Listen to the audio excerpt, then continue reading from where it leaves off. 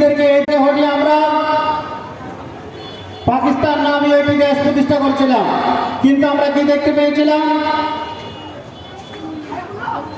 পাকিস্তান যারা তৎকালীন শাসন করেছিল তারাও আমাদেরকে শান্তি দিতে পারে নাই।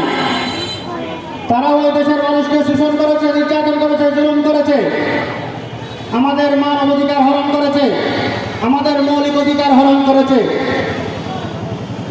এই জন্য আমরা আবার 1971 সালে জেগে উঠেছিলাম। 1971 সালে আমরা এদেশের মৌলিক অধিকার প্রতিষ্ঠার জন্য, এই দেশের ন্যায় বিচার প্রতিষ্ঠার জন্য,